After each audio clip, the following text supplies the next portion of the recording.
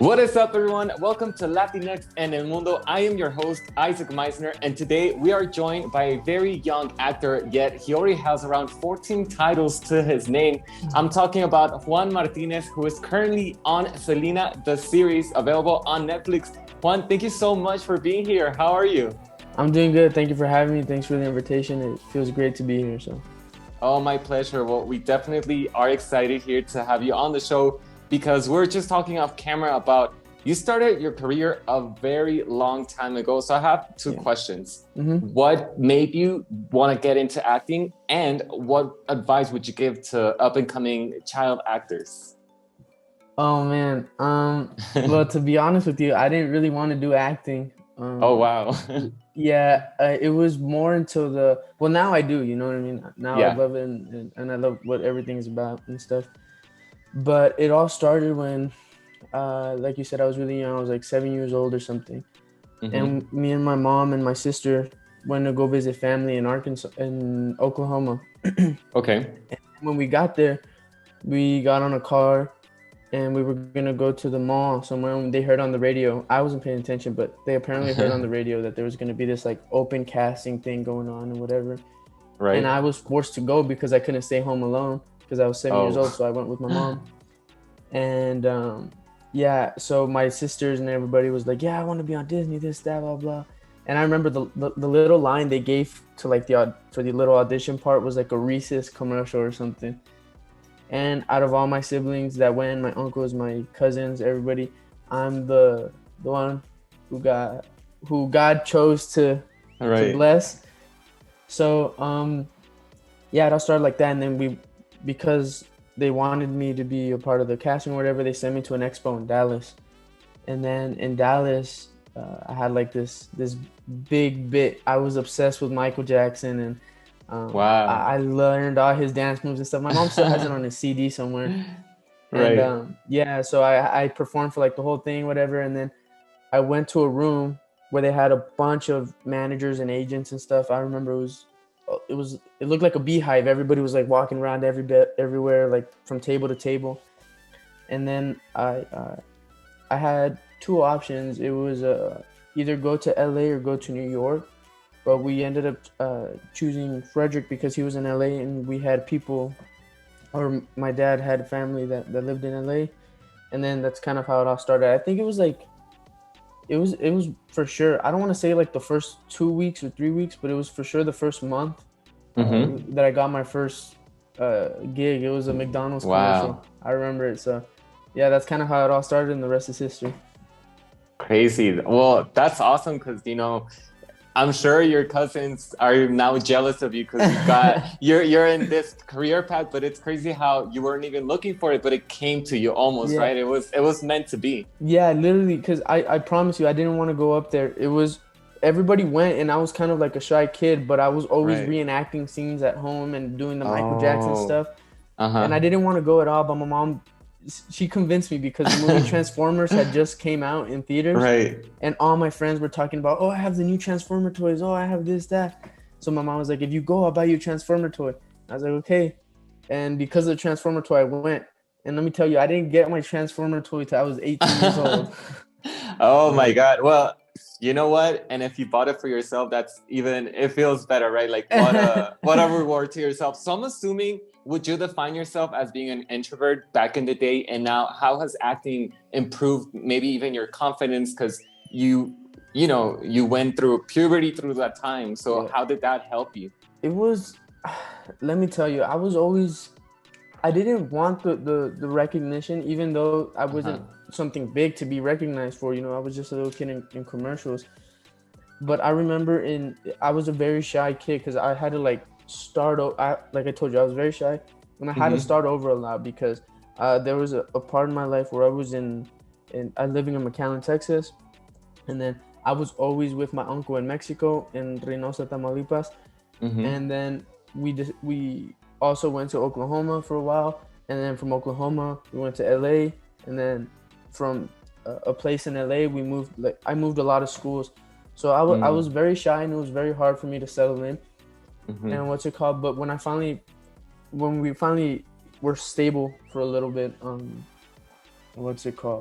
I remember I started getting bigger roles because I was growing up and I was in high school already. So I was appearing in stuff like Grey's Anatomy, not Parenthood, The Fosters, and stuff like that. And then even commercials in Spanish that I didn't think people in my high school would see, but it turns out the whole soccer team's parents would watch like Univision, Telemundo, and that stuff, and stuff. So then they ended up seeing the commercials, and I would always deny it. They're like, "Juan, was that you?" I was like, "No, that wasn't me. That wasn't me." Because I was shy, I was embarrassed. I thought like it was like, you know. Wow. And I didn't really. And another thing was I didn't really want people to be my friends because of like, oh, he's an actor, I'm gonna be his friend. This that. I kind of wanted just to have a genuine relationship. I wanted people to like me for me, and me like them for them. You know. So. But now I can say that I'm a lot more social. I do interact with people a lot more, and I'm a lot more not confident as a way like, oh, like I'm a ladies' man, but confident in like the way I approach certain situations. So wow, that's crazy. Well, I mean, I can definitely tell that your parents did a great job, because a lot of people would go the other route, right? They would be like, fame goes up to your head, and you know, people are telling you how great you are, and I saw you on TV, so it's awesome. I mean, I think you have a really good foundation from your parents. And speaking of, you mentioned you're from McAllen, Texas, and we were just saying that that's already a connection you had to Selena, the series, and Selena herself. But you and I, you're Gen Z, I'm millennial, so we didn't really grow up listening to, or not grow up, but by the time we were born, Selena had already passed. Yeah. So how did you find out about Selena? And then how did that audition process come about? Did they approach you? Did you approach them? Well, it's a crazy story. I'll start off with the audition process if you want. And then I'll get on to my younger self and how I found out about Selena and stuff. But the audition process was... I just got a phone call from manager or an email saying like there's this audition for Selena, AB and stuff. So I was like, oh, okay. And what's it called? So I went, and when I got there, I was kind of not nervous, but I was kind of like shy and insecure because I saw all these like people. They were like 6 foot and like, and I'm 5'5", so I was like looking up at them. Right. They had and at the time I had bad acne. Or I was struggling with, I still do, but so I was kind of like insecure about it, and I was like, oh man, like these guys are probably gonna get the role. They look like Hollywood material. Yeah. But then I got in the audition room, and I was like, you know what? I'm already here. I drove all the way over here, so I'm gonna do my best and just hope for the best. That's exactly what I did. I think it was like 2 weeks later where I got the call back or something, and I was like, okay, this I feel like I felt it inside me, and I was like, there was just something telling me like, this is for you, this is for you, this is for you. So I went in there, I did my thing, and Rico I could see it on his face. He was very pleased, and I was like, yep, this is, I knew right then and there, this is mine. I'm just gonna wait for the phone call. So I went, I rode back home, and I was telling my whole family, I was like, dude, this is say hello to new AB. I got the role. I was saying I got the role when I haven't even gotten it yet, but I was just so sure of it. And sure enough, I was gonna go visit my family in McAllen, Texas, and I called my manager. I asked him if he could book me out for a week or two so I could go visit my family. He was like, oh, and I told him if anything pops up, just let me know, like an audition, or if I get a role, just let me know, and I'll fly back. And he was like, oh, it was funny that you mentioned that, because I need to tell you this one thing. You got the offer for Selena. I was like, are you serious? And it was a really cool moment, and and that happened. But when I was younger, it's crazy because, I don't know if a lot of people know this, but the people that follow me on my Instagram and my social media and stuff, they know about it. I talked about it with AB on the phone and in Instagram Live and stuff. But I knew Selena since I was very young because my mom was a huge fan. But not just that, my dad was a musician, and he's a Latin Grammy winner. And he actually toured with Los Kumbia Kings and AB a lot. So what's it called? It was meant to be. Yeah, like all the pieces kind of just fell together. So That was very cool. And yeah, I have pictures of it on my phone when they're like together, like the Kumbia Kings and AB and all them. So it's really cool, yeah. And that's So kind did of how. AB know that you were your father's kid when you auditioned, or No, did you guys find out or talk about it later? No, I don't think so. I think he found out to like after I had mentioned it, and it was like, Right. oh yeah, I remember them, this, that, blah blah. But he had no clue. I think that I was his kid.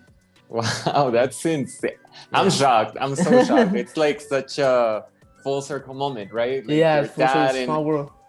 yeah. Oh wow. Can you share with us your dad's name? Because we wanna promote him too. Next time he should be on the show with you. Yeah, yeah. Well, he's actually getting ready for work right about now. We're getting ready to leave, but his name is David Martinez. David Martinez. Yeah, well, shout out to your dad because Yeah. Latin Grammy winner, Kumbia Kings. Like, wow, like there's definitely a lot of talent in the family, a lot of artists. Well, thank you. I appreciate Of course, that, my pleasure. yeah, he doesn't really do cumbias anymore. He focuses more now on gospel music, and he's actually about to drop an album pretty soon on Spotify. So hopefully that does well. I'm gonna promote it on my Instagram too. Yes. We'll be on the lookout for that. Yeah. So, tell me, there's already a connection with Jennifer Lopez because of The Fosters. She was one of the producers on it. So tell me about what's your dream collab or dream role if you had to pick 3 and it were to come true in the future. Oh man, that's Dream big. that's my dream role has always been like a mobster, gangster kind of movie, kind of like Scarface. He's literally, my whole closet is filled of Scarface stuff. My wallpaper on my computer up here is Scarface. I have a mobster poster up here. So it's definitely a movie like Scarface, Goodfellas, Casino, around those lines. And if I could collab with anybody, it would definitely be it got to be Al Pacino or Leonardo DiCaprio. I think those are my top two actors, and they're both really, really, really great.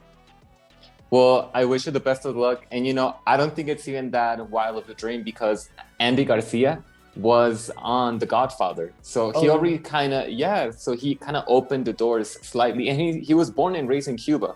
So, we always need people to kind of open the doors for us.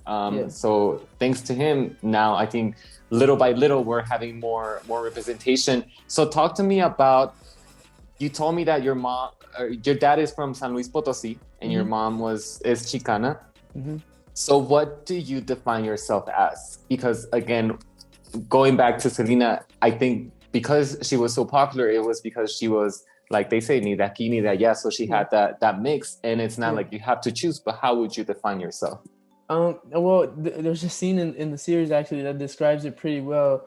Abraham says that you're like a tree with branches going here and growing there, but your roots are strong. You know what I mean? So if I consider myself anything, it'd be Mexican more than anything, because that's my culture. My whole family is well, not the majority of my family is Mexican, and what's it called? My first language is Spanish. I speak Spanish here in my household. I'm always eating Mexican food. I like listening to Spanish music. I like watching Spanish films, so Latin films, and so I would consider myself more Mexican than anything, but I do have some whitewash qualities. But I think everybody does. Yeah, definitely. I can tell you this. I was born and raised in Mexico. I moved when I was 18 to the States, and there's a huge influence from the States in Mexico. So, even a lot of people here, they even call them whitexicans, so it's not anything out of the ordinary, but that's great. I mean, I think it's cool that you identify so strongly with your culture. And what would you tell, because, there's unfortunately a part of our community that, especially if they're like second, third, fourth generation Mexican American, that they don't learn Spanish. However, they're still part of our community. In your case, you are fluent, like you mentioned. But what would you tell maybe critics who don't really like when people from our community don't speak the language? Do you think that's like a vital part of your identity, or is that something that is just like an extra per se? Well, I 100%. I think that's a strong part of the culture. But I mean, I wouldn't necessarily blame it on the person that doesn't understand it, because maybe it was their parents who speak English now more than Right. anything.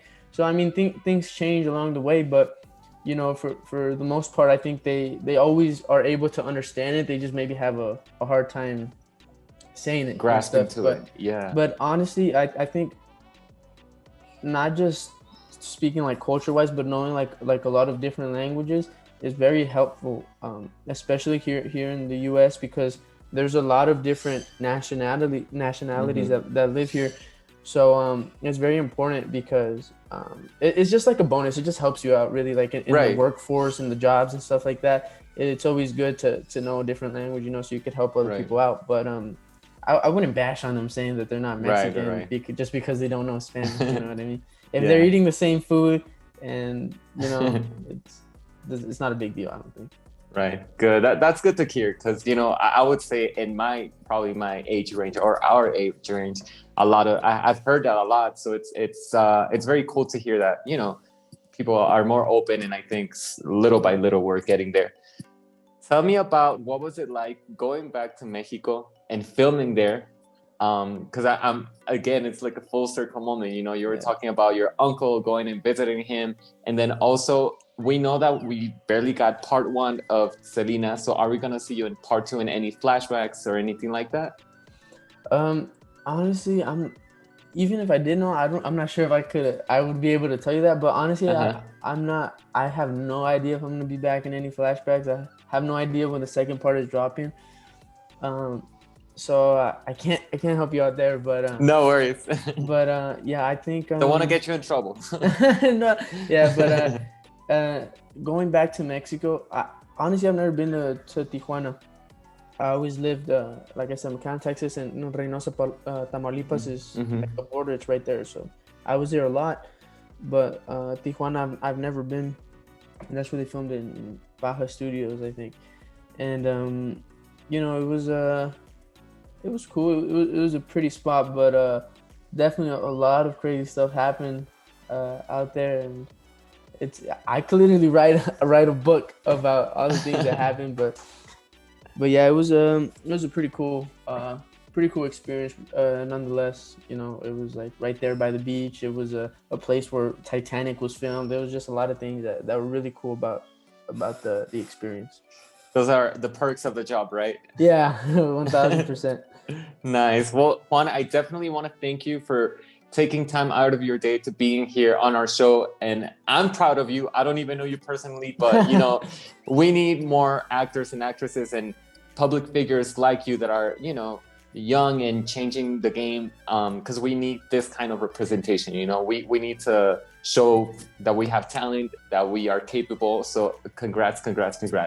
Thank you. I really appreciate it. It's funny that you say that you don't know me and you're proud, because my friend Javi, what's it called? He's like a brother to me, and he has a girlfriend, and she mentioned it that when she saw me on the show, that she didn't even know me, but she got really emotional about it, because she said she was so proud of me and that, even though she didn't know me, because she felt like I've come such a long way, and she didn't even know where I came, like the whole story. But it's funny that you say it. But yeah, it was, of course.